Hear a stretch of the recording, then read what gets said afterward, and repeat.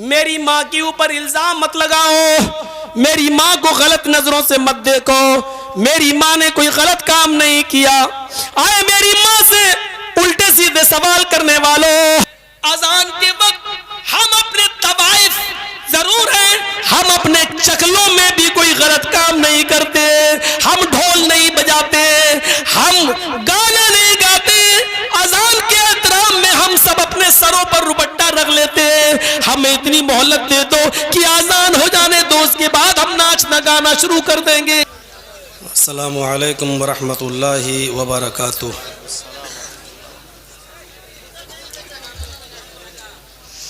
अल्हम्दुलिल्लाह।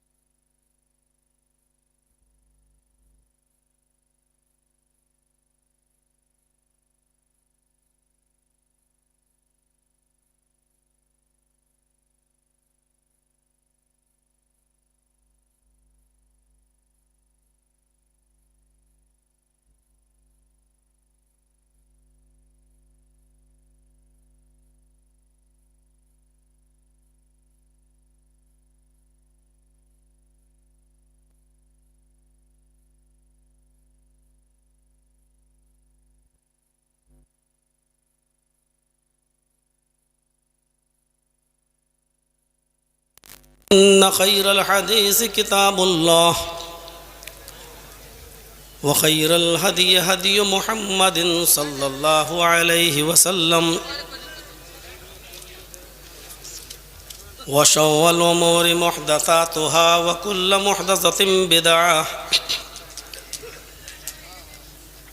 व कुल्लु बिदअतिन ज़लालह व कुल्लु ज़लालतिन फिन्नार।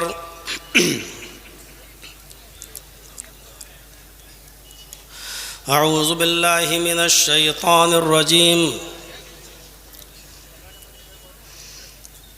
बिस्मिल्लाहिर रहमानिर रहीम।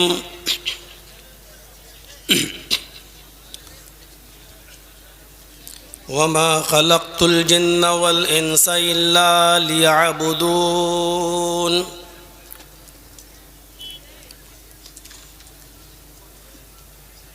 रब्बि इश्रह ली सदरी वयस्सिर ली अमरी वहलुल उक़दतम मिन लिसानी यफ़क़हू क़ौली।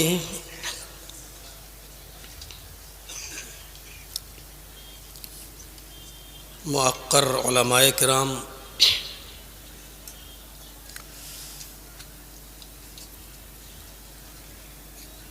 इजलास के ज़िम्मेदारान,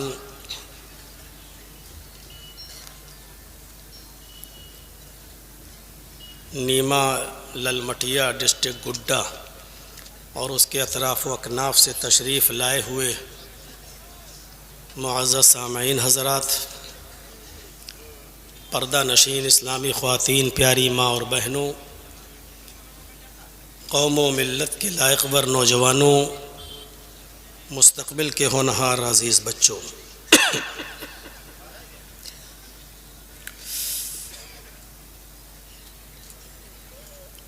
कल आपने बहुत से उलमा को सुना और आज 2 रोज़ा प्रोग्राम का ये आखिरी दिन और तकरीबन आखिरी नशिस्त भी, और अब तक आपने सबको बर्दाश्त किया, अब हमको भी कर रहे हैं। अल्लाह रब्बुल आलमीन यहाँ हमारे और आपके बैठने को कबूल फ़रमाए। जो बातें कही गई हैं और कही जा रही हैं, अल्लाह रब्बुल आलमीन हमें उन पर अमल करने की तौफ़ीक़ अता फ़रमाए। कुरान करीम की बहुत ही छोटी सी आयत का एक टुकड़ा मैंने आपके सामने पढ़ा है। वमा खलक़तुल जिन्ना वल इंसा इल्ला लियअबुदून। अल्लाह रब्बुल आलमीन ने फरमाया कि मैंने जिन और इंसानों को सिर्फ इसलिए पैदा किया ताकि वो मेरी ही इबादत करें।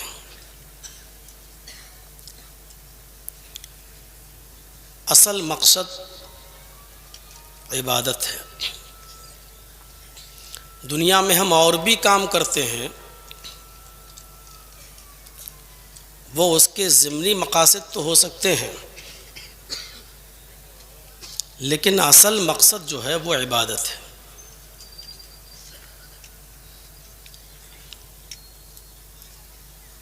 जो चीज़ें भी हम देख रहे हैं दुनिया में, वो बेमकसद नहीं है।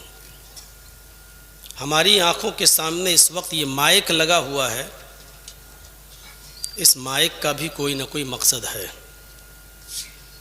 और उसका मकसद ये है कि हम अपनी आवाज़ दूर तक, जहाँ तक लोग बैठे हुए हैं वहाँ तक, और उससे भी आगे हम अपनी आवाज़ को पहुँचा सकें। आप यहाँ आए हुए हैं, यहाँ बैठे हैं,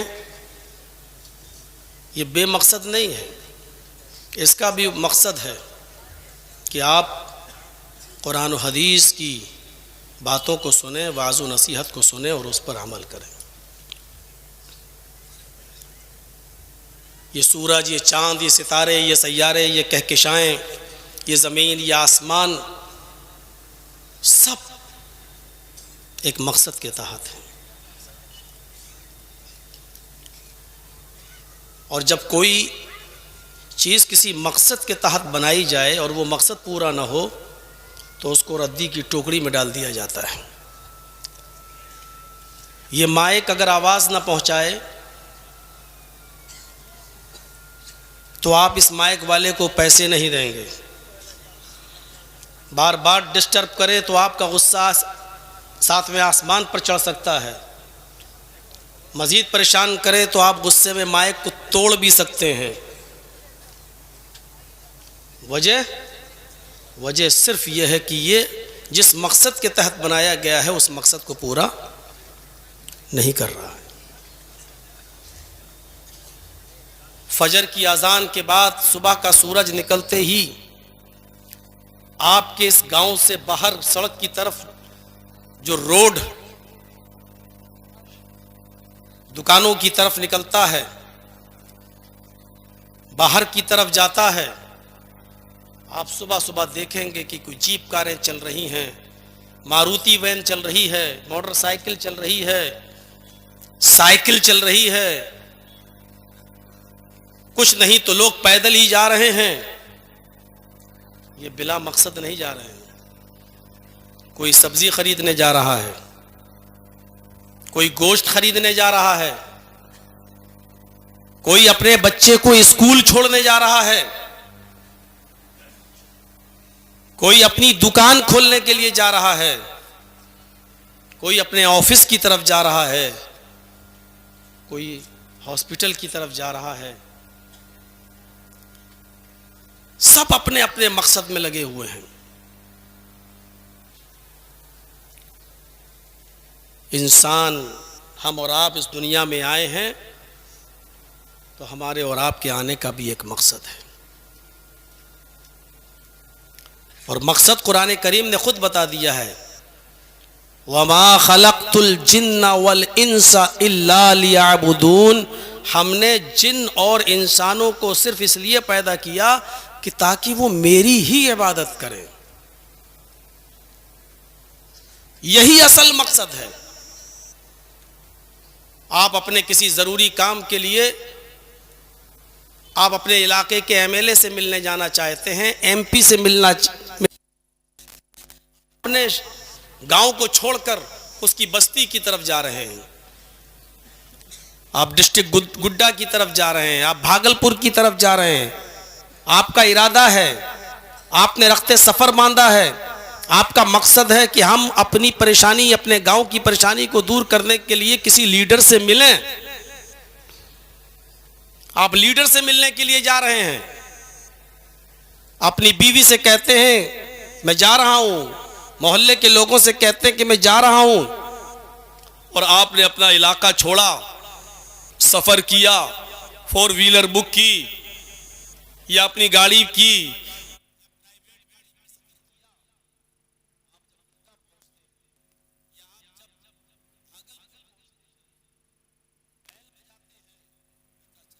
लीडर साहब, एमएलए साहब, एमपी साहब अभी दिल्ली के लिए निकल चुके हैं। आपका मकसद था लीडर से मिलना, आपका मकसद था एमपी एमएलए से मिलना, लेकिन जब आप वहां पहुंचे तो एमएलए साहब, एमपी साहब जा चुके हैं, दिल्ली के लिए, रांची के लिए निकल चुके हैं। आप मायूस हो जाते हैं। अब आप घर की तरफ लौट रहे हैं, लेकिन लौटने से पहले आपने देखा कि एक मार्केट रास्ते में पड़ता है, सस्ता मार्केट है, आपके मोजे फटे हुए हैं, आपने देखा कि यहाँ मोजे बहुत बिक रहे हैं, आपने 2-4 मोजे खरीद लिए। थोड़ा सा और आगे बढ़ते हैं, खिलौने बिक रहे थे, आपने अपने बच्चों के लिए खिलौने खरीद लिए हैं। सस्ता मार्केट देखा तो आपने अपनी बीवी के लिए साड़ी या सूट भी खरीद लिया है। और ये सारी चीज़ें आपने खरीदी हैं, और ख़रीदने के बाद जब आप अपने घर आते हैं, बीवी से मुलाकात होती है, गांव वालों से मुलाकात होती है, आपने के मुंह से छूटते ही ये निकलता है कि मकसद पूरा नहीं हुआ है, सफ़र बेकार हो गया है। आपने मोजा खरीदा है, आपने सस्ता कपड़ा खरीदा है, आपने बच्चों के खिलौने खरीदे हैं, सफर से लौटते वक्त ये सारी चीजें आपने खरीदी हैं, लेकिन इसके बावजूद आप क्या कहेंगे कि मकसद पूरा नहीं हुआ है, सफर बेकार हो गया है। क्यों? ये जुमला आपके मुंह से इसलिए निकल रहा है क्योंकि आपका असल मकसद था लीडर से मिलना, आपका असल मकसद था एमएलए और एमपी से मुलाकात करना, लेकिन उससे मुलाकात तो आपकी हुई नहीं। अगरचे मोजा ले लिया, अगरचे कपड़ा खरीद लिया, अगरचे खिलौने ले लिए, लेकिन इसके बावजूद आप यही कहेंगे कि सफर बेकार हो गया है। ये सस्ती चीजें खरीदने के बावजूद सफर बेकार क्यों? क्योंकि असल मकसद था लीडर से मिलना, वो नहीं हो पाया। आप चाहे कितनी तरक्की कर लीजिए, आप चाहे कितनी ऊंची कोठियां बना लीजिए, आप चाहे जितने ऊंचे महलों में दादे ऐश ले लीजिए, आप सुरैया पर सवार हो जाइए, आप हवाई जहाज की इजाद कर लीजिए, आप रॉकेट बना लीजिए, आप साइंटिस्ट बन जाइए, आप अपने बच्चों को एमबीबीएस, एमडी और एमएस करा लीजिए, आप सब कुछ करा लीजिए, लेकिन अगर आप अपनी जिंदगी के असल मकसद इबादत से दूर हैं तो आपका ये सफर बेकार है, आपकी जिंदगी का मकसद बेकार है, आप बिल्कुल फ्लॉप हो चुके हैं। अगरचे आपने अपने बच्चे को एमबीबीएस बना लिया, एमएस करा लिया, डॉक्टर बना लिया, इंजीनियर बना लिया, ये सब कुछ ज़िमनी मकासद थे, लेकिन असल मकसद से आप खुद दूर हो गए और अपने बीवी बच्चों को आपने दूर कर दिया। इसीलिए दुनिया में बदअमनी है, इसीलिए दुनिया में बदअमनी है। और बदअमनी की वजह क्या है? अगर आप किसी लीडर से पूछेंगे तो वो उसका रीजन कुछ और बताएगा। दुनिया में इस हंगामा आराई का रीजन अगर आप किसी फिलोसफर से पूछेंगे तो वो उसकी वजह कुछ और बताएगा। अगर आप किसी कम्युनिस्ट से पूछेंगे कि दुनिया में ये हंगामा आराई क्यों है, ये बदअमनी क्यों है, शांति क्यों नहीं है, एक दूसरे का दुश्मन क्यों है, तो वो कम्युनिस्ट उसका रीजन कुछ और बताएगा। आप किसी लीडर से पूछें कि ये दुनिया में हंगामा आराई क्यों है, ये बदअमनी क्यों है, तो वो कहेगा बढ़ती हुई आबादी इसका रीजन है। 2 के बजाय लोग 10 बच्चे पैदा कर लेते हैं, बदअमनी तो होगी। गांव में 20 आदमियों के लिए अनाज पैदा होता है, 100 लोग रहने लगेंगे तो लड़ाई तो होगी। बिजनेस, नौकरी कहां से मिले, सबको बिजनेस कहां से दिया जाए, तो बदअमनी तो होगी। लोग चोरी करेंगे, डाका डालेंगे, बदअमनी तो होगी। अगर आप इस बदअमनी का रीजन, इस बदअमनी और अशांति का कारण अगर आप लीडर से पूछेंगे तो कहेगा कि बढ़ती हुई आबादी। अगर आप किसी फिलोसफर से पूछेंगे, फलसफी से, कि दुनिया में बदअमनी क्यों है, दुनिया में अशांति क्यों फैली हुई है, एक दूसरे का दुश्मन क्यों है, एक दूसरे को देखना क्यों नहीं चाहता, तो फिलोसफर उसका जवाब देगा, दुनिया में इसका की असली वजह है एटमी हथियार। इस मौजूदा दौर में हर मुल्क ये चाहता है, हर कंट्री ये चाहती है कि हमारे पास एटम बम हो जाए, हाइड्रोजन बम हो जाए, दूसरे लोग हमसे डरने लगे। देख लीजिए आप रूस की और यूक्रेन की लड़ाई, हर बात पर धमकी कि अब न्यूक्लियर हथियार हम छोड़ देंगे, अब परमाणु बम हम गिरा देंगे। जिन मुल्कों के पास एटमी हथियार नहीं है वो बेचारे आज डरे हुए और सहमे हुए हैं और वो एटमी हथियार बनाने की तैयारी कर रहे हैं ताकि हम भी मुश्किल वक्त पर दुश्मन का जवाब दे सकें और दुश्मन के दांत खट्टे कर सकें। और जो एटमी ताकत बनना चाहते हैं उसको सुपर पावर ममालिक एटमी हथियार, एटमी ताकत बनने का सपना पूरा नहीं होने दे रहे हैं, जैसे ईरान वगैरह। मेरे भाइयों, आप गौर कीजिएगा, मैं आ रहा हूं असल चीज पर जहां मैं आपको लाना चाहता हूं। जरा तसव्वुर कीजिए, लीडर कहता है दुनिया में बदअमनी की वजह क्या है? बढ़ती हुई आबादी, बढ़ती हुई जनसंख्या। किसी फिलोसफर से पूछेंगे तो फलसफी पूछेगा, जवाब क्या दे रहा है? बदअमनी का कारण क्या है, बदअमनी का रीजन क्या है? एटमी हथियार। ये सारे एटमी हथियारों को खत्म कर दो, दुनिया के अंदर अमन ही अमन और सुकून ही सुकून पैदा हो जाए। और किसी कम्युनिस्ट से पूछो कि दुनिया में बदअमनी क्यों है, तो कम्युनिस्ट इसका जवाब आपको यह देगा कि पैदावार की सही तकसीम नहीं हो रही है। पैदावार की सही तकसीम नहीं होती है, मतलब समझ रहे हैं? अल्लाह ने किसी को अमीर बना दिया, किसी को गरीब बना दिया, किसी को कोठी का मालिक बना दिया और किसी को झोपड़ी दे दी। कोई बड़े 5 मंजिल मकान में दादे ऐश ले रहा है और कुछ लोग ऐसे हैं जिनको झोपड़ी भी नसीब नहीं है, वो फुटपाथों पे सोते हैं और नशे से लथपथ नौजवान लड़के अपने नशे में गाड़ियां चलाते हुए उन फुटपाथों पर सोने वाले लोगों को अपनी गाड़ियों से कुचल देते हैं। दुनिया में पैदावार की सही तकसीम नहीं हो रही है। कोई अल्लाह ने किसी को अमीर बना दिया, किसी को गरीब। अगर सब लोगों को बराबर कर दिया जाए, अमीर और गरीबी का फर्क मिटाकर सबको बराबर दौलत मिल जाए, सबके मकान एक जैसे हो जाएं और सबके पास एक जैसी दौलत हो जाए, तो दुनिया में अमन और सुकून पैदा हो जाए। गरीब है वो अमीर बनना चाहता है, अमीर और ज्यादा अमीर बनना चाहता है, इसलिए दुनिया के अंदर बदअमनी है। लेकिन दुनिया में सब लोग एक जैसे नहीं हो सकते हैं। जब सब एक ही जैसे हो जाएंगे तो ये मकान कौन बनाएगा?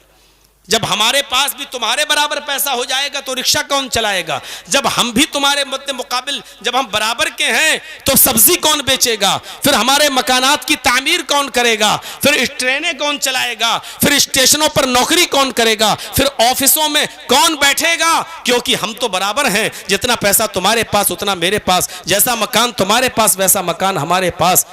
दर हकीकत अगर देखा जाए तो ये तीनों जवाब गलत हैं। दुनिया में बदअमनी न तो लोगों की बढ़ती हुई आबादी है और ना ही एटमी हथियार हैं और ना ही पैदावार की सही तकसीम का ना होना है, बल्कि असल वजह जो दुनिया की बदअमनी की है वो ये है कि हमने लोगों को उनकी हयात के असली मकसद से रोक दिया है, उससे दूर कर दिया है। हमने उनको बताया ही नहीं कि हयात का, आपकी जिंदगी का असली मकसद क्या है। इस दुनिया के अंदर हंगामा आराई तो होना ही होना है। आप एक मिसाल से समझने की कोशिश कीजिए, असली मकसद से हमने लोगों को जोड़ा ही नहीं है। प्राइमरी स्कूल है, आपके यहाँ होंगे, खुले होंगे, आप एक मिसाल से समझने की कोशिश कीजिए। उस स्कूल का टाइम है 10 बजे का, छुट्टी होती है 2 बजे बच्चों की। 10 बजे स्कूल का टाइम, छुट्टी हो रही है 2 बजे। जरा सुनिएगा, स्कूल में बच्चे 9 ही बजे आ जाते हैं। टाइम है 10 बजे का, स्कूल पहले से खुल जाता है, बच्चे 9 ही बजे आ गए, 9:30 बजे आ गए, अभी घंटी नहीं लगी है, अभी क्लास में नहीं गए हैं, लेकिन वो बच्चे जो ग्राउंड में जमा हैं लड़ रहे हैं। कोई पेड़ पे चढ़ रहा है, कोई फुटबॉल खेल रहा है, कोई वॉलीबॉल खेल रहा है, कोई क्रिकेट खेल रहा है। आपस में गुत्थम गुत्ता भी हो रही है, लड़ाई भी हो रही है, शोर हो रहा है, हंगामा हो रहा है। मैं पूछता हूं कि ये स्कूल के अंदर इन बच्चों के दरमियान हंगामा क्यों हो रहा है? ये कोई बच्चे शरारत करते हुए पेड़ पे चढ़ रहे हैं, एक बच्चा दूसरे को मार रहा है, दूसरा उसका कॉलर पकड़ रहा है। ये बच्चों के अंदर हंगामा आराई क्यों हो रही है? अभी जो बच्चे हंगामा आराई का शिकार हैं, एक दूसरे को मार रहा है और गाली गलौज कर रहा है, कोई पेड़ पे चढ़ रहा है, कोई कबड्डी खेल रहा है, कोई क्रिकेट खेल रहा है, कोई एक दूसरे को गाली दे रहा है। अचानक घंटी बजती है, अचानक क्लास में टीचर आता है और बच्चे फौरन भागते हुए क्लास में चले जाते हैं और एकदम खामोश हो जाते हैं और वो टीचर अपने बच्चों को पढ़ाने लगता है। जब टीचर अपने बच्चों को पढ़ाता है तो अब न कोई गाली दे रहा है, अब न कोई बकवास कर रहा है, अब कोई न पेड़ पे चढ़ रहा है, अब न कोई क्रिकेट खेल रहा है, अब न कोई गाली गलूज कर रहा है। बच्चों के अंदर शांति पैदा हो गई है। क्यों? उसका जवाब यह है क्योंकि टीचर ने अब बच्चों को उनके असली मकसद में लगा दिया है। जब तक ये लोग अपने असली मकसद में लगे नहीं थे तब तक हंगामा आराई का शिकार थे, और जब असल मकसद से जोड़ दिया है तो शांति हो गई, सुकून हो गया और आपस में वो खामोशी के साथ पढ़ने लगे। कोई मैथ पढ़ रहा है, कोई साइंस पढ़ रहा है, कोई इंग्लिश ग्रामर पढ़ रहा है, शांति हो गई। और शांति की असल वजह क्या है? हमने उनको असली मकसद से जोड़ दिया है। इस पूरी दुनिया को बताओ, इस बदअमनी और पूरी दुनिया में जो हंगामा आराई फैली हुई है उसकी असली वजह यह है कि हमने लोगों को उनकी हयात से, हमने उनकी जिंदगी के असली मकसद से उनको नहीं जोड़ा है। और असली मकसद कुरान बताता है, वमा खलक़तुल जिन्ना वल इंसा इल्ला लियअबुदून। हमने जिन्नों और इंसानों को सिर्फ इस दुनिया में इसलिए पैदा किया है ताकि वो मेरी ही इबादत करें। हम लोगों को अल्लाह की इबादत से जोड़ दें, उनके असली मकसद से जोड़ दें, दुनिया में अमन ही अमन पैदा हो जाएगा, दुनिया में सुकून ही सुकून पैदा हो जाएगा। हंगामा आराई सिर्फ इसलिए हो रही है क्योंकि हमने असली मकसद से लोगों को गाफिल कर दिया है, या यूं कह लो कि लोग अपनी जिंदगी के असली मकसद से गाफिल हैं। मेरे प्यारे साथियों, असली मकसद से जोड़ने की जरूरत है। इतनी लंबी तमहीद के बाद अब आप समझे होंगे कि कुरान की इस आयत का असली मकसद क्या है। वमा खलक़तुल जिन्ना वल इंसा इल्ला लियअबुदून। कितनी छोटी सी आयत का टुकड़ा है, लेकिन अब आप समझने की कोशिश करिए कि दुनिया में ये जो फैली हुई है बदअमनी और अशांति, ये कैसे दूर होगी? जब हम लोगों को उनकी जिंदगी के असल मकसद से जोड़ देंगे कि तुम पैदा क्यों हुए हो। फिर मैं कह रहा हूं, मैं ये नहीं कह रहा हूं कि आप बस नमाज़ी पढ़ते रहिए और तस्बीह घुमाते रहिए और मस्जिद के अंदर बैठे रहिए और जंगल के अंदर जाके सुभान अल्लाह की रट लगाइए। मैं ये नहीं कह रहा हूं। आपको मेहनत भी करना पड़ेगी, बीवी बच्चों के लिए आपको खेत भी जोतना पड़ेगा, रिक्शा भी चलाना पड़ेगा, अपना इलाका छोड़कर दिल्ली के अंदर मजदूरी भी करना पड़ेगी, बॉम्बे भी जाना पड़ेगा, आपको कपड़ा भी सिलना पड़ेगा, आपको अपने बीवी बच्चों का पेट पालने के लिए और अपने बच्चों की आला तालीम के लिए मेहनत भी करना पड़ेगी। लेकिन इस चीज को भी हम इबादत का नाम देते हैं, यह भी इबादत है। अपनी बीवी और बच्चों के लिए मेहनत करना भी इबादत का एक हिस्सा है। मेरे भाइयों, अल्लाह के नबी तो यहां तक फरमाते हैं कि प्यार और मोहब्बत में अगर खाने का एक लुकमा, रोटी का एक लुकमा उठाकर अगर आप अपनी बीवी के मुंह में डाल देते हैं तो यह भी सवाब है, यह भी इबादत है। इबादत का मामला बड़ा वसी है, इबादत का मयार बड़ा वसी है। इबादत सिर्फ 2 रकात पढ़ने का नाम नहीं है। इबादत सिर्फ ज़ोहर की नमाज में 4 रकात और 4 रकात में 8 सजदे कर लेने का नाम नहीं है। फजर में उठ जाने का नाम इबादत नहीं है। असर और मगरिब पढ़ लेने का नाम इबादत नहीं है। इबादत का मयार बहुत वसी है। मेरे प्यारे साथियों, हमें समझना पड़ेगा कि इबादत का असल मयार क्या है। वमा खलक़तुल जिन्ना वल इंसा इल्ला लियअबुदून। मैंने जिन और इंसानों को सिर्फ इसलिए पैदा किया ताकि वो मेरी ही इबादत करें। बीवी बच्चों के लिए मेहनत करना इबादत है, उनके लिए कमाना इबादत है, रिक्शा चलाना, इस मकसद के तहत कि हम अपनी बीवी और बच्चों की परवरिश करेंगे और अल्लाह का हक अदा करते रहें, तो ये भी इबादत है। मेरे भाइयों, इबादत का मफहूम बड़ा वसी है जो मैं शुरू से कहता चला रहा हूं। इस बात को समझने की कोशिश करो। ये अलग बात है कि उन इबादियात में अफजल इबादत नमाज है, ये एक अलग मामला है। अपने आप को अल्लाह के सामने सरेंडर करना, उसके सामने झुकना, ये अफजल इबादत है, ये अफजल इबादत है। और इसको हमें और आपको समझना पड़ेगा। और ये अफजल इबादत जो नमाज है, ये कोई मामूली चीज भी नहीं है। और पांचों वक्त की नमाज जमात के साथ पढ़ना, ये कोई मामूली काम भी नहीं है। इस बात को भी आप ज़हन नशीन कर लीजिए, ये कोई मामूली काम भी नहीं है। कुरान अगर आप पढ़ेंगे तो इसको बड़ा मुश्किल काम करार दिया है, बड़ा मुश्किल। व इन्नहा लकबीरतुन इल्ला अलल खाशिईन अल्लज़ीना यज़ुन्नूना अन्नहुम मुलाक़ू रब्बिहिम व अन्नहुम इलैहि राजिऊन। इस कुरान की आयत के पहले लफ्ज पर गौर करें, व इन्नहा लकबीरतुन, बहुत मुश्किल और बहुत बड़ा काम है।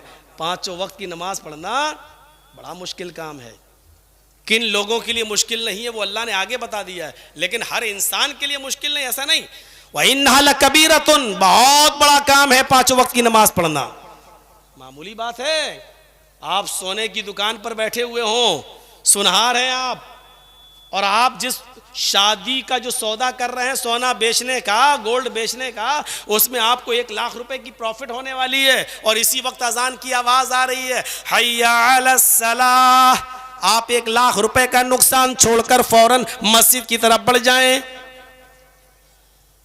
अपनी दुकान बंद करके फौरन मस्जिद की तरफ चले जाएं। यह हर इंसान के दिल गुर्दे की बात नहीं है, हर इंसान का कलेजा ऐसा करने के लिए तैयार नहीं होगा। अब जमात छोड़ देना वो गवारा कर लेगा, बाद में नमाज पढ़ लेना वो मंजूर कर लेगा, लेकिन अपने कस्टमर से 1 लाख रुपए की उसकी प्रॉफिट होने वाली है, उसको छोड़ना वो गवारा नहीं करेगा। इसलिए अल्लाह रब्बुल आलमीन ने पहला लफ्ज जो इस्तेमाल किया है वो ये, व इन्नहा लकबीरतुन, ये बहुत मुश्किल काम है, बहुत बड़ा काम है। इल्ला अलल खाशिईन अल्लज़ीना यज़ुन्नून,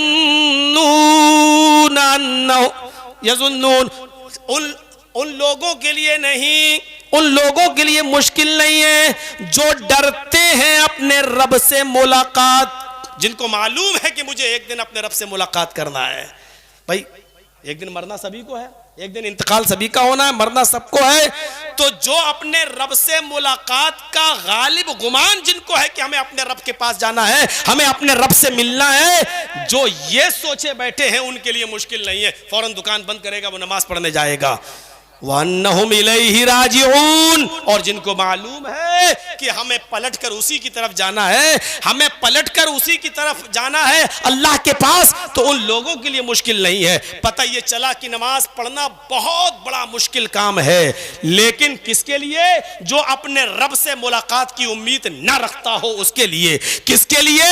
जिसको मरने के बाद अपने रब के पास लौटने का यकीन ना हो उसके लिए। लेकिन जिसको अपने रब से मुलाकात की उम्मीद हो और जो यकीन रखता हो कि हमें मरकर अल्लाह के पास जाना है, उसके लिए 5 वक्त की नमाज पढ़ना मुश्किल काम नहीं है। कुरान की इस आयत ने क्लियर कर दिया है, कुरान की इस आयत ने क्लियर कर दिया है। हमें और आपको इस बात को समझना होगा, यह असल इबादत है। दुनिया में बदअमनी फैलने की वजह यह है कि हमने लोगों को उनके असल मकसद से गाफिल कर दिया है। वो नहीं पहचान पा रहे हैं कि हमारा असल मकसद क्या है। 50 तकरीरों में और उलमा से आपने सुना होगा कि कयामत के दिन सबसे पहले हिसाब व किताब इसी नमाज का होगा।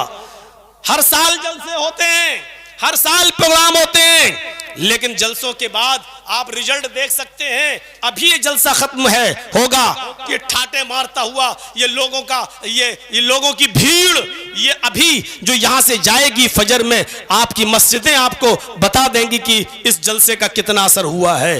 अव्वलु मा युहासबु बिहिल अब्दु यौमल क़यामह अस्सलाह, सबसे पहले जो कयामत के दिन हिसाब व किताब होगा वो नमाज का होगा। वो कयामत का दिन तसव्वुर करें आप, वो कयामत का दिन सूरज 1 मील के फासले पर होगा। तकूनु शम्सु यौमल क़यामति कमिक़दारि मील, 1 मील के फासले पर पसीने से इंसान शराबोर। और उस दिन सबसे पहला सवाल नमाज का, लोगों की जबानें गूंगी होंगी। बड़े बड़े मुत्तकी और परहेजगार और तकद्दुस का दामन ओढ़े हुए लोग, चादरें ओढ़े हुए लोग कयामत के दिन नंगे होंगे। कयामत के दिन उनकी कलई खुल गई होगी कि वो किस दिल से नमाज पढ़ते थे, उनके दिलों में कितना रिया और कितनी नमूद थी, उनके दिलों में वो कितना दिखावे की इबादतें करते थे। बड़े बड़े इंसाफ करने वाले वो लोग जो इंसाफ की कुर्सियों पर बैठकर लोगों की किस्मतों के फैसले करते थे, कीड़े और मकोड़ों की तरह उनकी हैसियत होगी, कीड़े और मकोड़ों की तरह उनकी हैसियत होगी। बड़े बड़े चर्ब जबान लोग जो अपनी चर्ब जबानी से, अपनी जबान के ज्यादा बोलने और लफाजी से जो गलत को सच और सच को गलत साबित कर देते थे, ऐसी ऐसी दलीलें देते थे कि झूठ को सच और सच को झूठ साबित कर दें। ऐसे लोगों को आप देखेंगे कि उनकी जबानों में ताले पड़े हुए हैं। और ऐसे मौके पर सबसे पहला सवाल अल्लाह रब्बुल आलमीन की तरफ से होगा, नमाज। यही असल मकसद है जिंदगी का। हम उससे दूर नहीं जा सकते हैं, हम उससे भाग नहीं सकते हैं। पूरा कुरान पढ़ जाइए, आइए आज कुरान की आयतें सुन लीजिए, पूरा कुरान पढ़ जाइए। ये सिर्फ आप ही के ऊपर फर्ज नहीं है नमाज। दुनिया में जितने भी अंबियाए किराम आए, जितने भी पैगंबर आए, जितने भी रसूल आए, अल्लाह रब्बुल आलमीन ने हर नबी को नमाज का हुक्म दिया था। पढ़िए आप, ज़करिया अलैहिस्सलातु वस्सलाम के बारे में कुरान क्या कहता है, मरियम अलैहिस्सलाम के बारे में कुरान क्या कहता है, लुकमान अलैहिस्सलाम के बारे में कुरान क्या कहता है, इब्राहिम अलैहिस्सलाम के बारे में कुरान क्या कहता है, इस्माइल अलैहिस्सलाम के बारे में कुरान क्या कहता है, मूसा अलैहिस्सलातु वस्सलाम के बारे में कुरान क्या कहता है, ईसा अलैहिस्सलाम के बारे में कुरान क्या कहता है, ज़करिया अलैहिस्सलाम के बारे में कुरान कहता है, वनादतुहुल मलाइकतु वहुवा काइमुन युसल्ली फिल महराब। जब फरिश्तों ने उनको पुकारा, फरिश्तों ने उनको आवाज दी, उस वक्त वो खड़े थे मेहराब के अंदर और नमाज पढ़ रहे थे। ये ज़करिया अलैहिस्सलाम की सिफत बताई जा रही है कुरान के अंदर। आए मुसलमानों, ये नमाज सिर्फ तुम्हारे ऊपर फर्ज नहीं की गई, सिर्फ मोहम्मद रसूलुल्लाह ने अपनी उम्मत के ऊपर ये नमाज फर्ज नहीं की, ये नमाज मोहम्मद रसूलुल्लाह से पहले आने वाले नबियों के ऊपर भी फर्ज थी। हजरत ज़करिया अलैहिस्सलातु वस्सलाम के बारे में कुरान ने साफ लफ्जों में कहा है, वनादतहुल मलाइकतु वहुवा काइमुन युसल्ली फिल महराब। वो महराब के अंदर थे, खड़े थे और खड़े होकर वो नमाज पढ़ रहे थे। फरिश्तों ने जब उनको पुकारा, फरिश्तों ने जब उनको आवाज दी, तो उस वक्त वो मेहराब के अंदर नमाज में थे, यानी नमाज वो भी पढ़ रहे थे। हजरत मरियम, अल्लाह रब्बुल आलमीन ने उनको खुसूसी तौर पर हुक्म दिया, या मरियम उक़नुती लिरब्बिक वसजुदी वरक़ई मअर राक़ीन। आए मेरी प्यारी बंदी, आए मरियम, अपने रब के लिए आजिज़ी कर, अपने रब के सामने झुक, अपने रब के सामने संजीदा हो जा, अपने रब के सामने मतानत से पेश आ, आजिज़ी कर, अपने रब के सामने आजिज़ी कर। वसजुदी, और सजदा कर, वरक़ई मअर राक़ीन, और रुकू करने वालों के साथ रुकू कर। ये मरियम अलैहिस्सलाम को अल्लाह का, मरियम अलैहिस्सलाम को अल्लाह रब्बुल आलमीन का हुक्म है। और खुसूसी तौर पर अल्लाह खुद मरियम से कह रहा है, या मरियम उक़नुती लिरब्बिक। आए मरियम, अपने रब के सामने आजिज़ी कर, अपने रब के सामने संजीदा हो जा, सजदा कर और रुकू करने वालों के साथ रुकू कर। हजरत लुकमान अलैहिस्सलातु वस्सलाम की जिंदगी पढ़िए। अपने बेटे को उन्होंने मुख्तलिफ मराहिल में मुख्तलिफ तरीके से समझाया। कभी कहा, या बुनय्या ला तुशरिक बिल्लाह, आए मेरे बेटे अल्लाह के साथ किसी को शरीक मत करना, इन्न शिर्क लज़ुल्मुन अज़ीम, शिर्क बहुत बड़ा जुल्म है। कभी अपने बेटे को नसीहत की तो यूं कहा, या बुनय्या अक़िमिस्सलाह, आए मेरे बेटे नमाज को हर हाल में कायम करते रहना, नमाज को हर हाल में पढ़ते रहना, नमाज किसी भी हाल में माफ नहीं है। मेरे प्यारे साथियों, फरमाया वो अक़िमिस, या बुनय्या अक़िमिस्सलाह, आए मेरे बेटे नमाज कायम करते रहना, नमाज पढ़ते रहना। हम अंदाजा लगाएं अल्लाह रब्बुल आलमीन कुरान करीम के अंदर ये तमाम नबियों के बारे में बतला रहा है कि हमने इन लोगों के ऊपर भी नमाज फर्ज की थी। जहां तक इब्राहिम अलैहिस्सलाम का मामला है तो कल जो मैंने खिताब किया था उसमें यह आयत पढ़ी थी, आज फिर मैं उसको दोहरा रहा हूं। अल्लाह रब्बुल आलमीन ने ये नमाज इब्राहिम अलैहिस्सलाम पर भी फर्ज की थी। और जब इब्राहिम अलैहिस्सलाम ने अपनी बीवी को और अपने शीरख्वार बच्चे को जब बैतुल्लाह के पास, खाने काबा के पास, अल्लाह के घर के पास जब छोड़ा था, बेआबो गयाबादी में छोड़ा था, सुनसान जगह पे छोड़ा था, और छोड़ने के बाद जब गए तो क्या कहा, रब्बना इन्नी अस्कंतु मिन ज़ुर्रियती बिवादिन गैरि ज़ी ज़रा इंद बैतिकल मुहर्रम लियुकीमुस्सलाह। आए हमारे परवरदिगार, आए हमारे रब, हमने अपनी ज़ुर्रियत को, हमने अपनी औलाद को, हमने अपने बीवी बच्चों को एक ऐसी सुनसान जगह पे छोड़ा है जो गैर मानूस है, जो गैर आशना है, जहां कोई नहीं है, जहां एक चिड़िया का वजूद भी नहीं है। चिड़िया भी ऐसी जगह पर घोंसले बनाती हैं जहां पानी उनको आसानी से मिल जाए, यहां तो दूर दूर तक पानी का पता नहीं है। इलाहुल आलमीन इन्नी अस्कंतु मिन ज़ुर्रियती बिवादिन गैरि ज़ी ज़रा, हमने गैर मानूस जगह पर अपनी ज़ुर्रियत को, अपने बेटे को, अपनी बीवी को छोड़ा है। इंद बैतिकल मुहर्रम, तेरे एहतराम वाले घर के पास, तेरे बाइज्जत घर के पास, और उस जगह पर मैंने इसलिए छोड़ा है लियुकीमुस्सलाह, ताकि वो नमाज पढ़ सके, ताकि वो नमाज कायम कर सके। सब जलसे बेकार, सारे इजलास बेकार, अगर उन जलसों में हम लोगों को नमाज से नहीं जोड़ सके, असल इबादत से नहीं जोड़ सके। मकसद क्या है? हम अफजल इबादत से ही गाफिल हैं, हम सबसे अफजल इबादत से दूर हैं।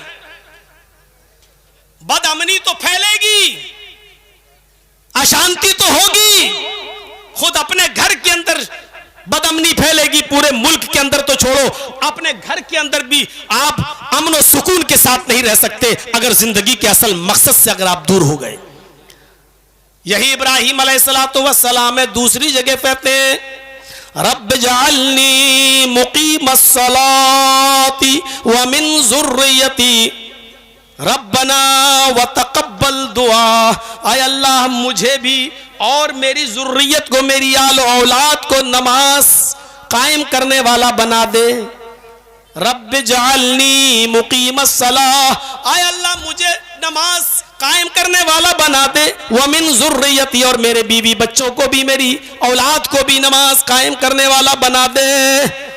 रब्बना व तक़ब्बल दुआ, ऐ हमारे रब हमारी इस दुआ को तू कबूल फरमा ले। नमाज के लिए कितना जोर दिया जा रहा है, नमाज के लिए कितना जोर। यही इब्राहिम अलैहिस्सलाम है जो बार बार कहा करते थे कि इन्ना सलाती व नुसुकी व महयाया व ममाती लिल्लाहि रब्बिल आलमीन। ऐ अल्लाह मेरी नमाज, मेरी कुर्बानी, मेरी जिंदगी और मेरी मौत सिर्फ अल्लाह रब्बुल आलमीन के लिए है। गौर कीजिए मेरे भाइयों, हम कहां किस तरफ जा रहे हैं? जलसे तो कर लेते हैं, लाखों रुपए का चंदा भी हम इस जलसे में दे देते हैं, किसी खास मुकर्रिर के लिए तो और ज्यादा दिल खोल देते हैं। लेकिन सोचिए कि इन तमाम जलसों से, इन इजलास से अगर हम अपने मुआशरे को नमाजी न बना सके, हम अपनी मस्जिदों को आबाद न कर सके और करा सके, तो फिर इन जलसों का क्या फायदा? इब्राहिम अलैहिस्सलाम की इस दुआ के बाद आइए जरा इस्माइल अलैहिस्सलाम के बारे में पढ़ते। कुरान क्या कहता है? इस्माइल अलैहिस्सलाम के बारे में कुरान कहता है कि वकाना यामुरु अहलहु बिस्सलाति वज़्ज़कात वकाना इंदा रब्बिही मर्ज़िया। कुरान कहता है उनके बारे में कि इस्माइल अलैहिस्सलाम अपने अहल अयाल को, अपने बीवी बच्चों को नमाज का और ज़कात का हुक्म देते थे। वकाना यामुरु अहलहु बिस्सलाति वज़्ज़कात, अपने बीवी को, अपने अहल अयाल को, अपने बीवी और बच्चों को नमाज और ज़कात का हुक्म देते थे। वह कान इंदा रब्बिही मरज़िया, और वो अपने रब के नजदीक बड़े पसंदीदा थे, बड़े महबूब थे।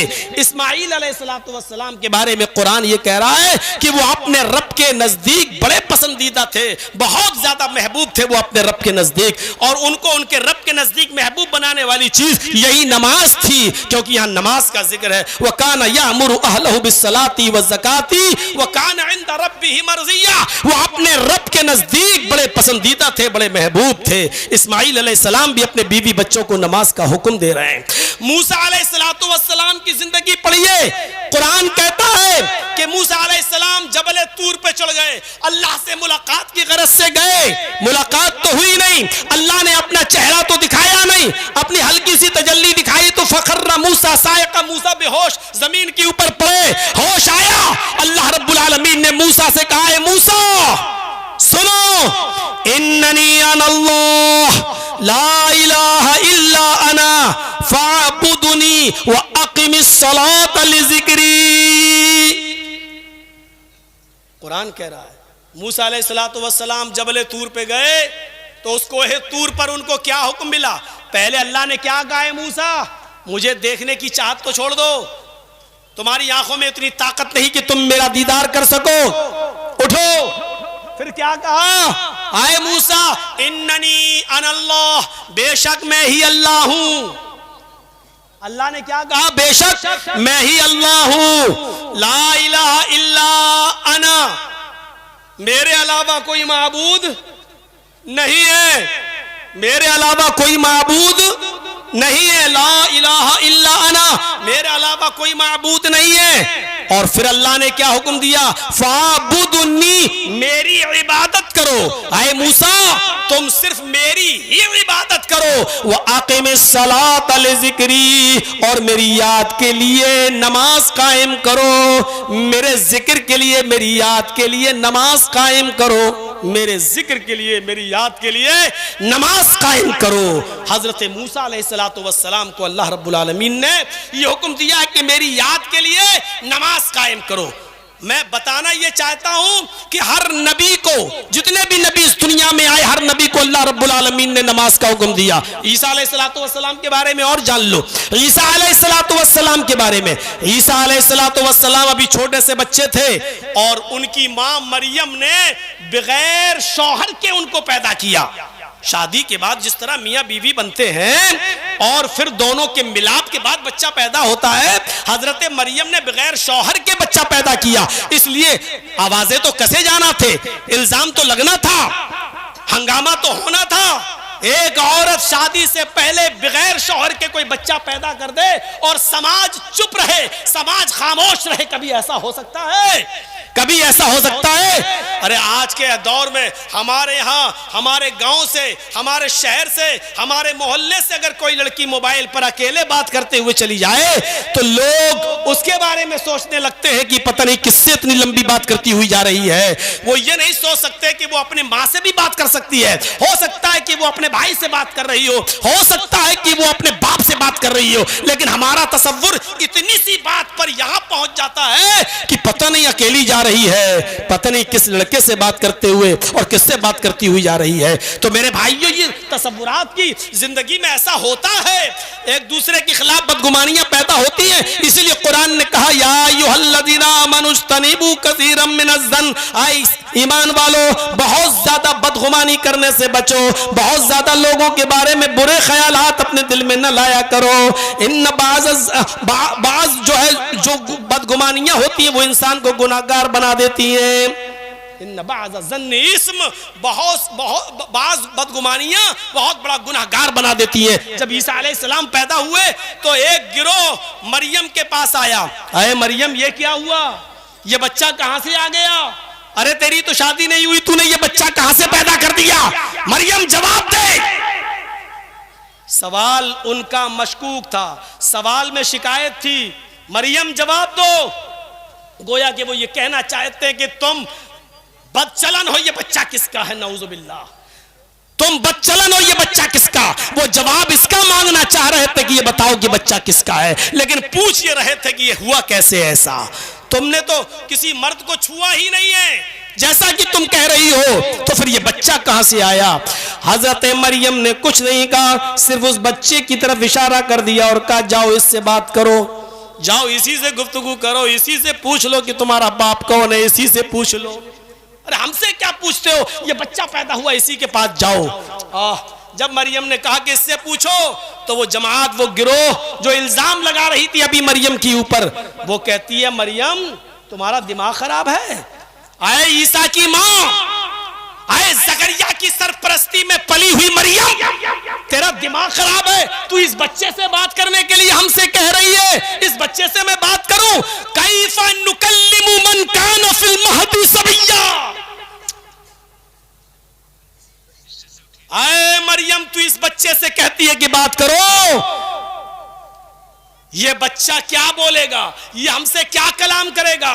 जो बच्चा पालने में झूल रहा हो, जो चुसनी लगाओ तो दूध पीता हो, जो शीर ख्वार बच्चा हो, उस बच्चे से हम कैसे कलाम कर सकते हैं? और वो बच्चा हमारी बात को कैसे समझ सकता है? कैफ़ा नुकल्लिमु मन काना फिल महदी सबिया, इस बच्चे से हम कैसे कलाम करेंगे जो अभी गहवारे में, जो अभी पालने के अंदर झूल रहा है? मैं उस बच्चे से कैसे हम उससे बात कर सकते हैं? और वो बच्चा हमारी बात का क्या जवाब देगा? उस बच्चे ने सुन लिया, ईसा अलैहिस्सलाम ने जो अभी छोटे हैं सुन लिया, उसी गहवारे से, उसी महद से, उसी झूले से वो जवाब देते हैं, इधर आओ।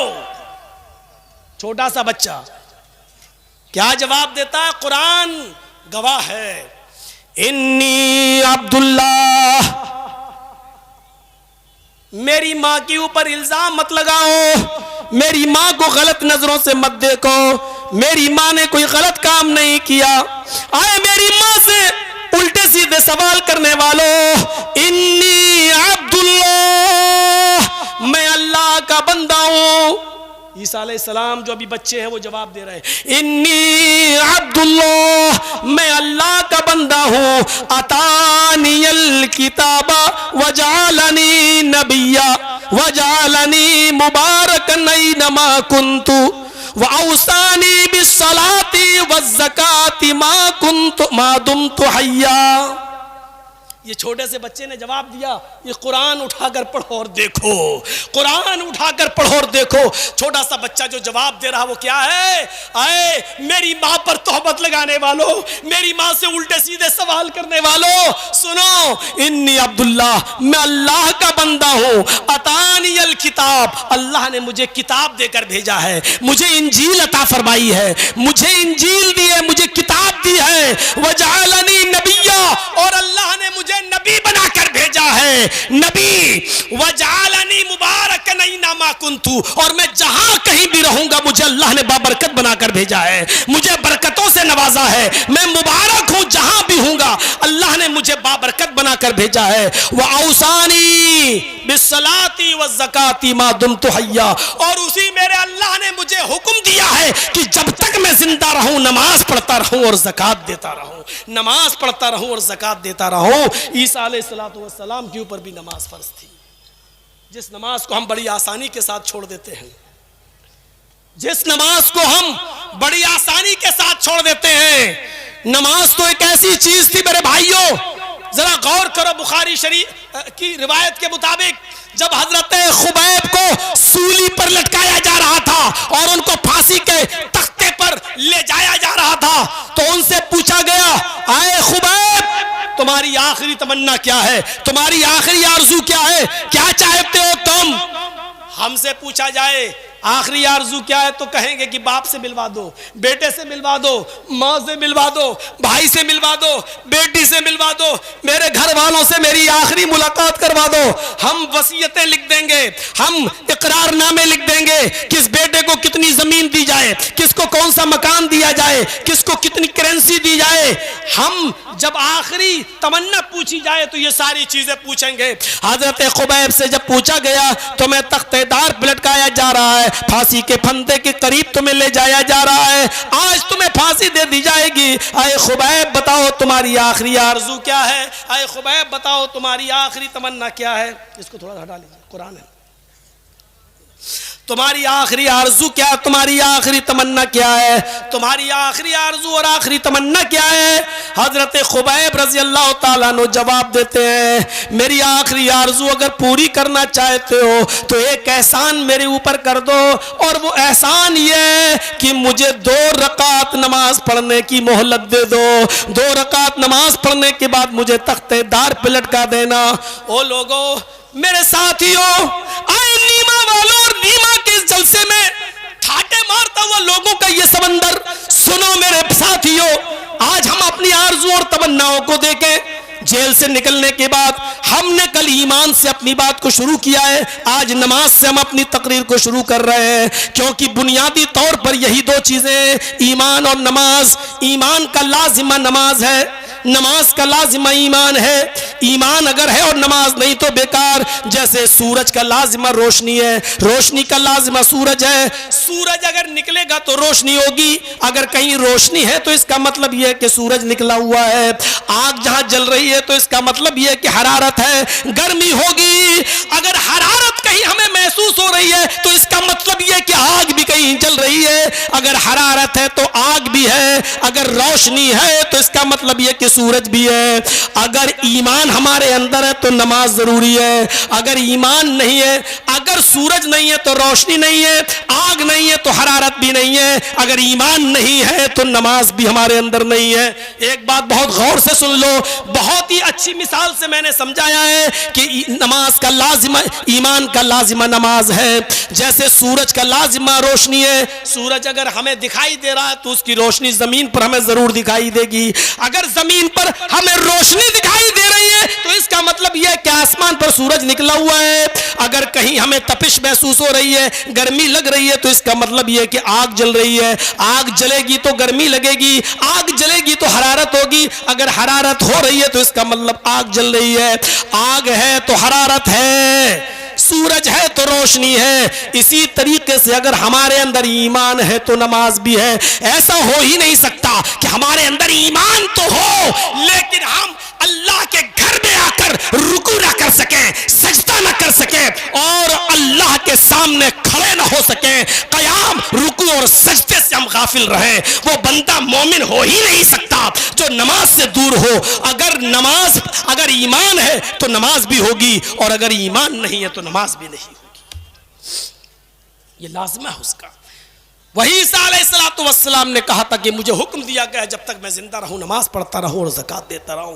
हजरत हुज़ैफा ने वही कहा कि मुझे 2 रकात नमाज पढ़ने की मोहलत दे दो। उन काफिरों ने कहा कि ठीक है, मरने तो जा ही रहा है, फांसी के फंदे पे तो लटकने जा ही रहा है, जाओ इसको नमाज पढ़ लेने दो, जाओ इसको नमाज पढ़ लेने दो। 2 रकात नमाज पढ़ने की मोहलत दे दी। हजरत हुज़ैफा ने जल्दी से अल्लाहु अकबर कहा और छोटी छोटी सी सूरतें पढ़कर हल्की सी 2 रकातें पढ़ ली और सलाम फेर कर फांसी के फंदे के करीब चले गए, रस्सी को अपने गले में डालने लगे और फरमाया, लोगों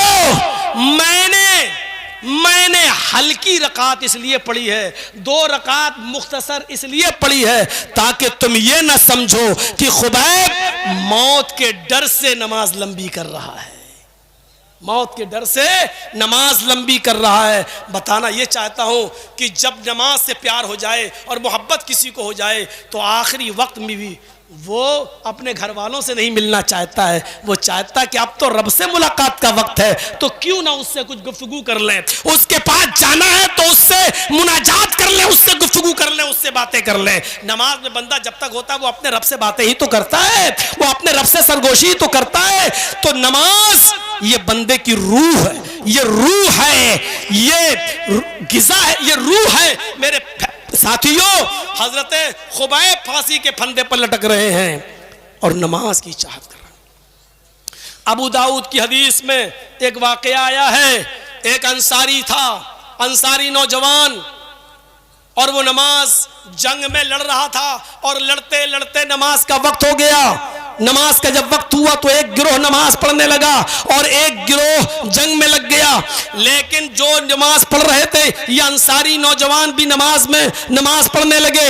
ये अंसारी नौजवान जब नमाज पढ़ने लगा तो किसी काफिर का तीर इनके सीने में लग गया। किसी काफिर का तीर इनके सीने के अंदर पैबस्त हो गया। तीर इतना सख्त था कि उस तीर ने उनके सीने को जख्मी कर दिया, लहू लुहान कर दिया, सीने को फाड़ दिया, खून का फव्वारा बहने लगा।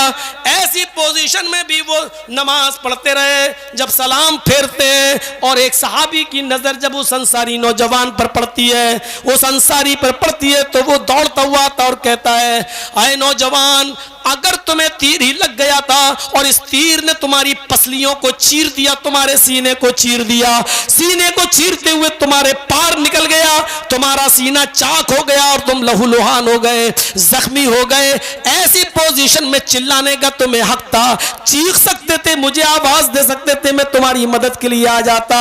इस अंसारी नौजवान का जवाब यह था, मैं अपने रब से गुफ्तगू कर रहा था, मैं अपने रब से मुनाजात कर रहा था, मैं अपने रब से ऐसी मीठी गुफ्तगू कर रहा था कि उसमें इतना मुनहमिक हो गया कि तीर लगने की तकलीफ ही मुझे नहीं हुई। अल्लाह की कसम, मैं तुम्हें कैसे बुलाता, कैसे आवाज देता, जबकि मैं सूरह कहफ की तिलावत कर रहा था, सूरह कहफ पढ़ रहा था। उस अंसारी नौजवान ने सीना जख्मी होने के बावजूद पूरा सूरह कहफ की तिलावत कर ली, लेकिन नमाज नहीं छोड़ी, नमाज की नियत नहीं तोड़ी। हमारी नमाजें तो बड़ी अजीब है। एक मच्छर अगर हमारे गाल पर बैठ के काट ले तो हमारी नियत टूटकर हाथ गाल पर पड़ता है और मच्छर को मारने की कोशिश की जाती है।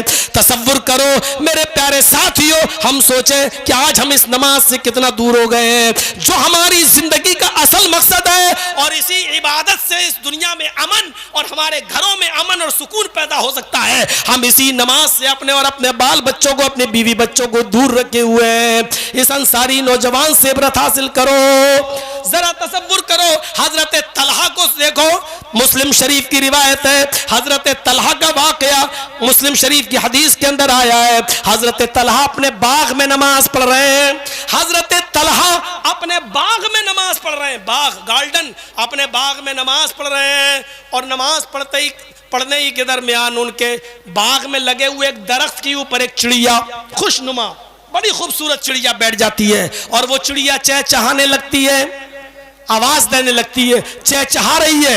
उसकी आवाज इतनी अच्छी थी कि हजरत तलहा उसकी आवाज सुनकर डिस्टर्ब हो गए और उनका दिमाग उसी चिड़िया की आवाज पर, उसके चहचहाने पर लग गया। जब वहां से दिमाग हटाया, अभी तो मैं नमाज में हूं, जब चिड़िया की तरफ से दिमाग हटाया तो रकात भूल गए। मेरी कितनी रकातें हुई भूल गए, एक हुई कि दो हुई भूल गए। नमाज पढ़ी, सजदे सहू किया, सीधे अल्लाह के नबी के पास आए और कहा, आए अल्लाह के रसूल, आज बड़ा अजीब मामला मेरे सामने आया। कहा क्या हुआ? कहा मैं अपने बाग में नमाज पढ़ रहा था, एक खुशनुमा परिंदा आया और चहचहाने लगा, मेरी नजर उस परिंदे के ऊपर पड़ गई, सामने ही था, उस चहचहा रहा था, उसकी आवाज बड़ी खूबसूरत थी, मैं उसको सुनने लगा, मेरा नमाज की तरफ से ध्यान हट गया और परिंदे की आवाज की तरफ लग गया। जब मैंने नमाज की तरफ दिमाग लगाया, दिल लगाया परिंदे की तरफ से हटाकर, तो मैं रकातें भूल गया।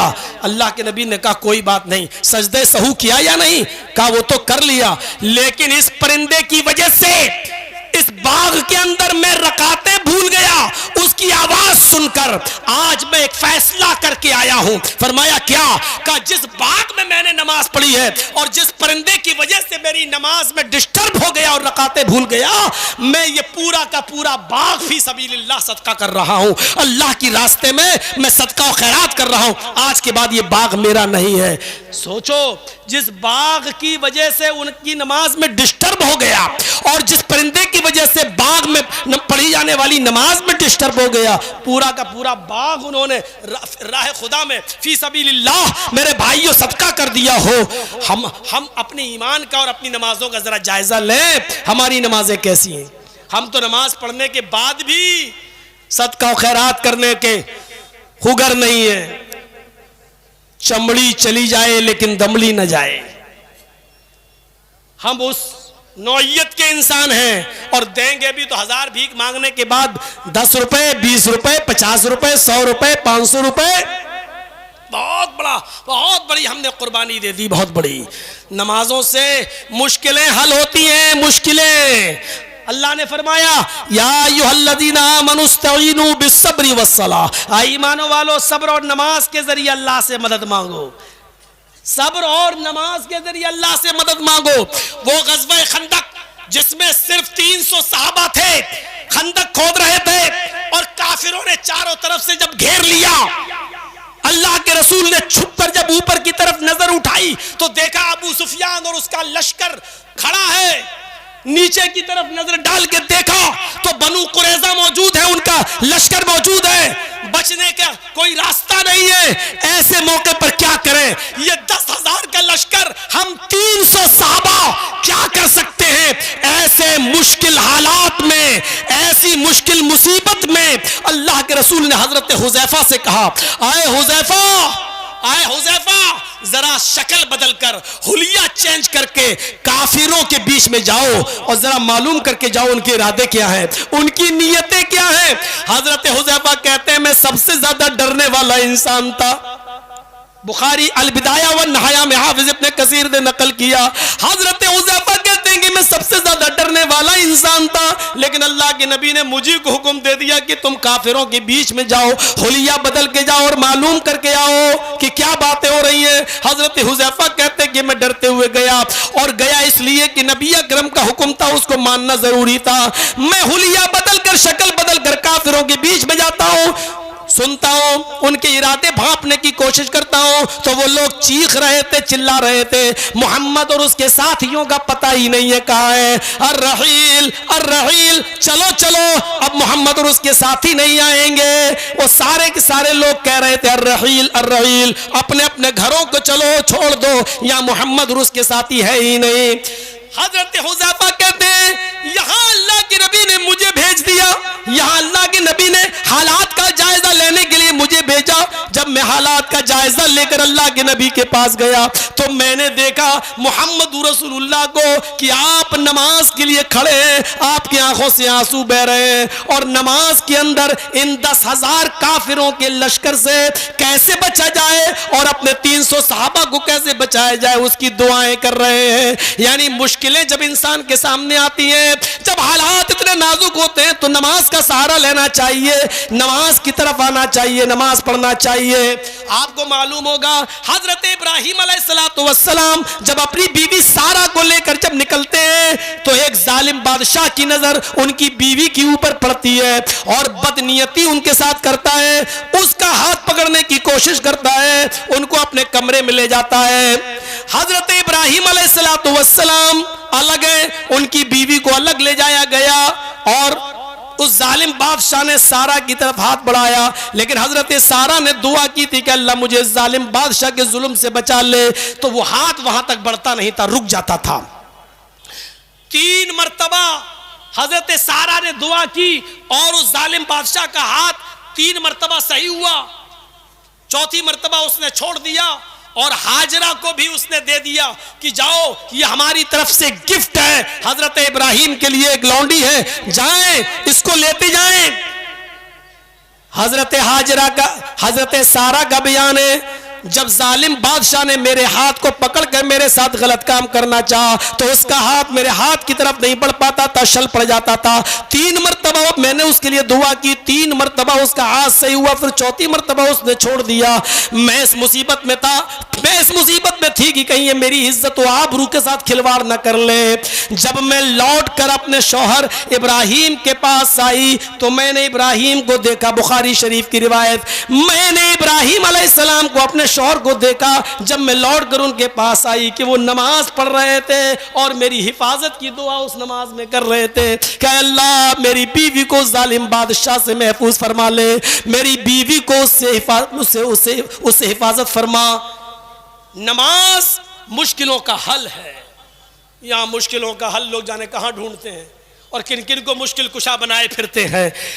अल्लाह ताला तो कह रहा है या अय्युहल्लज़ीना आमनुस्तईनु बिस्सब्रि वस्सलाह, आए ईमानो वालो सब्र और नमाज के जरिए तुम अल्लाह से मदद मांगो। उस माँ का वाकया सुना है हजरत जुरैज का, मुस्लिम शरीफ की हदीस पढ़िए।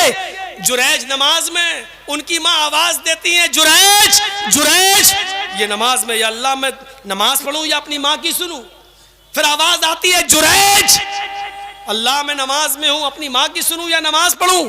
3 मर्तबा माँ ने पुकारा, जुरैज जुरैज जुरैज। जब जुरैज ने नहीं सुना, नमाज पढ़ते रहे और नमाज जब तक पूरी नहीं कर ली, अपनी माँ की नहीं सुनी, यहां जुरैज की माँ बद्दुआ दे के चली गई। आय अल्लाह, जब तक ये किसी बदबख्त, किसी जानिया और बदचलन औरत का मुंह न देख ले, इसकी मौत ना आए।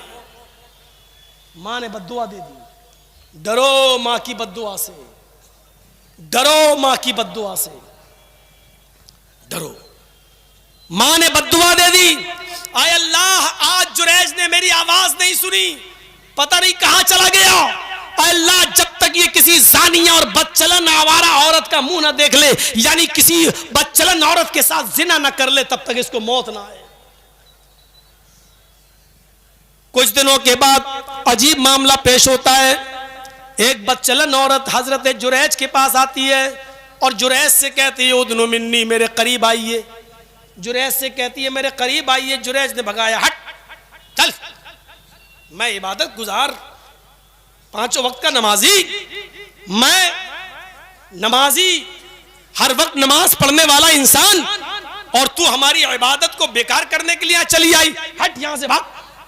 चूंकि वो औरत बहुत ज्यादा आउट ऑफ कंट्रोल थी, उसको हर हाल में किसी मर्द की जरूरत थी। जुरैज ने जब उसको भगा दिया तो वो जंगल में गई और जंगल के एक चरवाहे के साथ उसने मुकाला कर लिया। उस चरवाहे का हमल इस बदचलन औरत के पेट में रह गया। जब इस बदचलन औरत के पेट से बच्चा पैदा होता है तो लोगों ने उस औरत से पूछा, ये क्या मामला है, तेरी तो शादी नहीं हुई, ये बच्चा कहां से आया? उस औरत ने जुरैज का नाम लगा दिया कि ये बच्चा मेरा, जो मेरे पेट से पैदा हुआ है, इसका बाप जुरैज है, जो लोगों के सामने बड़ा नमाजी बनने का नाटक करता है, ड्रामा करता है, नौटंकी करता है। यहां लोग बड़े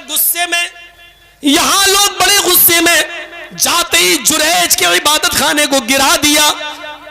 उसकी जहां इबादत करता था उस कमरे को गिरा दिया। जुरैज को मारा पीटा। जुरैज ने कहा, क्या बात है, मुझे क्यों मार रहे हो? कहा कि नमाज पढ़ते हो, ड्रामा करते हो, लोगों के सामने पारसा बनते हो, हमारे सामने नमाज का ढोंग करते हो, और उधर जिना करते हो उस बदचलन औरत के साथ, उसका बच्चा पैदा हुआ है, इस बच्चे के बाप तुम हो। जुरैज ने मामले की नजाकत को देखा, फौरन वुजू बनाया। मुस्लिम शरीफ की हदीस है, खड़े हुए और नमाज पढ़ने लगे।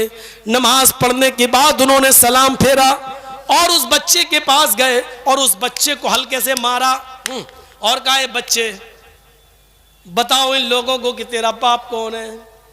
मैंने नमाज पढ़ने के बाद अल्लाह से दुआ की है, आए बच्चे बता, इस तेरा असली बाप कौन है? अल्लाह ने उस छोटे से बच्चे को कुव्वत गोयाई दी और उस बच्चे ने कहा, मेरी माँ झूठ बोल रही है, मेरा बाप जुरैज नहीं है, फला जंगल का एक चरवाहा है, वही चरवाहा मेरा बाप है, मेरी माँ ने उस चरवाहे के साथ मुंह काला किया था। तब लोगों को बड़ी शर्मिंदगी हुई और कहा, जुरैज अब हम तुम्हारा ये इबादत घर, इबादत खाना हम सोने का बना देते हैं, गोल्ड का। जुरैज ने कहा, नहीं, जैसा था वैसा ही बना दो, हमें सोने की जरूरत नहीं है, इबादत करने के लिए सोने का महल होना जरूरी नहीं है, जैसा पहले था वैसा ही बना दो। लोग शर्मिंदा हुए। मैं बताना ये चाहता कि जुरैज के ऊपर कितना बड़ा इल्जाम लगा कि तुम नमाज का ढोंग करते हो, दीनदारी का ढोंग करते हो, और ये औरत कह रही है कि तुमने उसके साथ जिना किया और ये बच्चे के बाप तुम हो। ऐसी बड़ी मुसीबत में जुरैज ने नमाज पढ़ी और नमाज में दुआ की है। मुस्लिम शरीफ की हदीस कहती है कि नमाज पढ़ने के बाद उस बच्चे को कचौका लगाया, मारा और कहा, बच्चे बताओ तेरा असली बाप कौन है? तब उस बच्चे को कुव्वते गोयाई मिली। या अय्युहल्लज़ीना आमनुस्तईनु बिस्सब्रि वस्सलाह, ईमानो वालो तुम सब्र और नमाज के जरिए अल्लाह से मदद मांगो। मदद मांगना चाहिए, यही जिक्र है मेरे भाइयों नमाज। और कुरान करीम में अक्सर जहां जिक्र का लफ्ज इस्तेमाल हुआ वहां नमाजी मुराद है, नमाजी मुराद है। मेरे भाइयों नमाज कायम कीजिए, नमाज पढ़िए। और जिक्र, कुरान ने कहा, वमन अअरज़ अन ज़िक्री फ़इन्न लहू मईशतन ज़ंका, जो मेरे जिक्र से यानी नमाज से रूगर्दानी करेगा, एराज़ करेगा, हम उसकी रोजी को तंग कर देंगे। आज जिनके कारोबार नहीं चल रहे हैं, जिनकी दुकानें नहीं चल रही हैं, जो आज रोजी रोटी से महरूम बैठे हुए हैं, जिनके घरों में फाके पड़े हुए हैं, आज वो सब अपने दिलों से, अपने सीने के गरीबानों को चाक करके सोचे कि कुरान ने कहा है फ़इन्न लहू मईशतन ज़न्का, अगर तुम मेरे जिक्र से मुंह मोड़ोगे, रूगर्दानी करोगे, तो हम तुम्हारी रोजी को तंग कर देंगे। कहीं ये नमाज से दूरी का नतीजा तो नहीं है, कहीं हमने नमाज तो नहीं छोड़ रखी है, इसीलिए हमारी रोजी तंग तो नहीं है। फ़इन्न लहू मईशतन ज़न्का। नमाज एराज किसको कहते हैं? एराज जानते हैं? बच्चा रो रहा है छोटा सा, वो अपनी माँ का दूध पीना चाहता है, बच्चा रो रहा है और माँ टीवी देख रही है सीरियल पे, सास भी कभी बहू थी, न बहू भी कभी, क्या कैसे बोलते हैं उसको, सास भी कभी बहू थी, सीरियल देख रही है, अलिफ बाबा 40 चोर नाटक देख रही है, बच्चा रो रहा है लेकिन माँ को सीरियल देख रही है, तो क्या कहा जाएगा? इस माँ ने अपने बच्चे से एराज किया, मुंह मोड़ा। घर में आग लगी है, हम इंडिया पाकिस्तान का मैच देख रहे हैं, आखिरी ओवर रह गया है, ये देख लूं, घर जल के सुहा हो रहा है, लेकिन हम आखिरी ओवर देखने के चक्कर में कि देखे कौन जीते, हजारों नहीं लाखों रुपए का सट्टा लगाया है हमने, उस पर जुआ खेला है। अब हम घर में आग बुझाने की फिक्र नहीं कर रहे, आखिरी ओवर देखने के चक्कर में लगे हुए, तब क्या कहा जाएगा? इस आदमी ने अपने घर से मुंह मोड़ लिया, एराज किया। अल्लाह ने क्या कहा? वमन आरज़ान जिक्री, नमाज छोड़ने का जिक्र नहीं है, मुंह मोड़ने का जिक्र है। नमाज तो पढ़ रहा है लेकिन बाद में, नमाज तो पढ़ रहा है लेकिन टाइम पे टाइम, नमाज तो पढ़ रहा है, जोहर की पढ़ना चाहिए 12:30 बजे, पढ़ रहा है 1:30 बजे, पढ़ रहा है 2 बजे, नमाज तो पढ़ रहा है लेकिन टाइम बे टाइम पढ़ रहा है, जब मर्जी चाह रहा तब पढ़ रहा। ऐसे चाय की दुकान पे हम बैठे हैं, इधर अजान की आवाज आती है, हय्या अलस सलाह, अब हम नहीं, अब चाय पी लें तब जाएंगे। अरे चाय पी रहे हो तो पूरी कर लो, लेकिन चाय अभी बनी नहीं है और अजान की आवाज आ जाए तो उसी वक्त छोड़ दो और पहले नमाज पढ़ने जाओ, क्योंकि तुम्हें मालूम है कि चाय पिएंगे उस वक्त तक बन के आएगी हाथ में, तब पिएंगे तब जाएंगे तो हमारी जमात छूट जाएगी। अगर पी रहे हैं तो पी लो, अगर खाना खाने बैठे हो, खाना खाना शुरू कर दिया है तो खा लो, लेकिन अभी खाना बना ही नहीं है और हांडी अभी बीवी बना के तैयार कर रही है, दस्तरखान लगाया भी नहीं, अब अजान हो गई तो पहले नमाज पढ़ लो और आके उसके बाद खाना खाओ। मेरे भाइयों, वमन आरज़ान जिक्री का मतलब यह है कि नमाज के टाइम अजान की आवाज आ रही है और नमाज नहीं पढ़ रहे हैं, ये अल्लाह के जिक्र से मुंह मोड़ना। और अल्लाह के जिक्र से मुंह मोड़ देने का अंजाम क्या होता है? आज से 30 साल पुराना एक वाकया आपको जहन में रखना चाहिए। आज से 30 साल पुराना वाकया आपको शायद याद होगा, और ना याद हो तो सुन लो।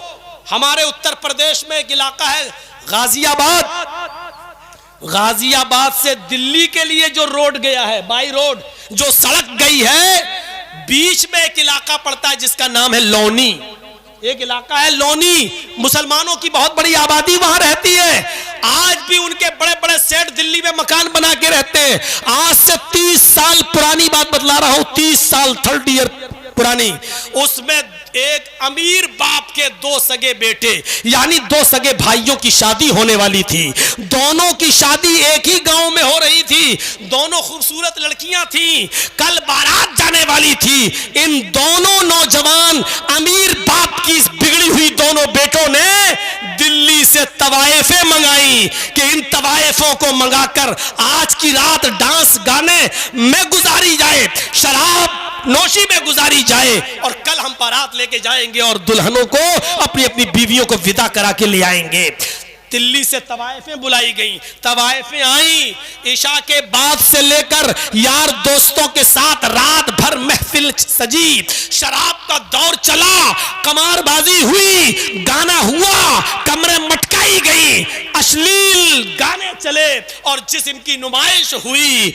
लेकिन फजर तक जब ये टाइम पास हो गया और मोहल्ले की एक मस्जिद से अजान की आवाज आने लगी, अल्लाहु अकबर अल्लाहु अकबर, अजान की इस कलमात ने उन तवाइफों को झंझोड़ के रख दिया। उन तवाइफों ने अल्लाहु अकबर का लफ्ज सुना तो थोड़ी देर के लिए उनके पायलों की, घुंघरुओं की आवाज रुक जाती है। में उन्होंने नाचना बंद कर दिया। इन दोनों नौजवान लड़कों ने कहा, तुमने नाचना क्यों बंद कर दिया है, क्या बात है? इन तवाइफों ने कहा, आए नौजवानों, साथियों, अजान हो रही है, अजान के वक्त हम अपने तवाइफ जरूर है, हम अपने चकलों में भी कोई गलत काम नहीं करते, हम ढोल नहीं बजाते, हम गाना नहीं गाते, अजान के एहतराम में हम सब अपने सरों पर रुपट्टा रख लेते हैं। हमें इतनी मोहलत दे दो कि अजान हो जाने दो, उसके बाद हम नाचना गाना शुरू कर देंगे। इन दोनों नौजवानों ने कहा, अजान तो दिन भर में 5 मरतबा होती है, तुम रोज रोज तो आती नहीं हो, और हमने पैसा सुबह 7 बजे तक नाच गाने का तय किया है, चलो नाचना शुरू करो वरना तुम्हें 1 रुपया नहीं मिलेगा। उन लोगों ने सोचा कि पूरी रात की मेहनत हमारी बेकार चली जाएगी, 1 रुपया भी नहीं मिलेगा। इन दोनों नौजवानों के कहने पर उन तवाइफों ने फिर नाचना शुरू कर दिया। उन्होंने फिर ढोल पायलों की छनकारें बजने लगी, घुंघरुओं की आवाजें आने लगी, अश्लील डांस होने लगे। सुबह 7 बज गए, 4 बजे शाम को बारात जानी थी, 4 बजे शाम को बारात जानी थी। उन तवाइफों ने कहा, लेकर आए हो तो छोड़ने भी वापस चलो।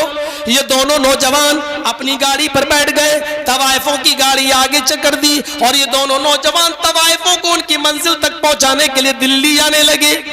तवाइफों की गाड़ी आगे आगे चल रही थी, इन दोनों नौजवानों की गाड़ी पीछे पीछे चल रही थी। सुबह का वक्त था, रात भर का जागा हुआ था ड्राइवर भी, शराब के नशे में भी धुत था। उधर से सामने से तेज रफ्तार ट्रक आ रहा था, उस तेज रफ्तार ट्रक से इन दोनों अमीर बाप के बिगड़े हुए नौजवान बेटों की गाड़ी उस ट्रक से टकराती है, और इतनी बुरी तरह टकराती है कि उन दोनों भाइयों की लाश पता नहीं चल रही थी कि बड़ा भाई कौन है, छोटा भाई कौन है। शक्लें बिल्कुल मस्ख हो चुकी थी, जिस्म बिल्कुल कुचल चुका था। पोस्टमार्टम करने के बाद घर लाया गया। इत्तेफाक देखिए, उनकी मिट्टी भी असर के बाद रखी गई। गौर करो, अभी असर के बाद इनकी बारात जाना थी, आज असर के बाद अब बारात की जगह इनका जनाजा जा रहा है। असर के बाद इन दोनों लड़कों के सर पे सेहरा बंधना था, फूल पड़ना थे, लड़की के घर से मिले हुए कपड़े इनको पहनना थे, लेकिन अब उसकी जगह पर इनको कफन पहनाया जा रहा है। बारात लेकर कई लोगों के साथ इनको लड़की के घर बारात लेके जाना था, अब उन्हीं लोगों के साथ इसको कब्रिस्तान तक जाना पड़ रहा है। थोड़ी देर में हालात कैसे बदल गए, थोड़ी देर में फिजाएं कैसे बदल गई, थोड़ी देर में मिजाज कैसे बदल गया, फिजा कैसे चेंज हो गई। मेरे भाइयों, यह है अल्लाह के जिक्र से एराज का भयानक नतीजा, अल्लाह के जिक्र से एराज का यह भयानक अंजाम। अपने अंजाम से हमें और आपको डरना चाहिए, हमारे और आपके साथ कहीं अंजाम ना हो। जो आया है वो जाएगा, रब काबा की कसम, जो आया है वो जाएगा। अरे जाना ही है तो हंस हंस के जाओ, खुशी खुशी जाओ, एक दूसरे को खुश करके जाओ, एक दूसरे को राजी करके जाओ, एक दूसरे से गले मिल के जाओ, नफरतों के तार बिखेर कर जाओ, मोहब्बत फैला कर जाओ कि यही चीज काम आने वाली है। मेरे प्यारे साथियों, हमें इन दो नौजवानों से इबरत हासिल करना चाहिए। वमन अअरज़ अन ज़िक्री फ़इन्न लहू मईशतन ज़नका, जो मेरे जिक्र से एराज़ करेगा हम उसकी रोजी को तंग कर देंगे। 4:25 हो चुके हैं, 4:30 या 35 पर फजर का वक्त है। तो मेरे प्यारे साथियों, ये आज इबादत के मौजू पर और हमारी जिंदगी का मकसद क्या है इस दुनिया में आने का, इस मौजू पर जो आपने मेरे खिताब को सुना है, हम दुआ करते हैं अल्लाह रब्बुल आलमीन से कि बारे इलाह हमारी खताओं को माफ फरमा दे, हमारे गुनाहों को बख्श दे, हम जमीई मुसलमानों को इत्तिफाक और इत्तिहाद के एक प्लेटफार्म पर कायम फरमा दे। जब तक जिंदा रख इस्लाम पर रखना, और जब हमारा खात्मा हो तो ईमान पर खात्मा फरमाना।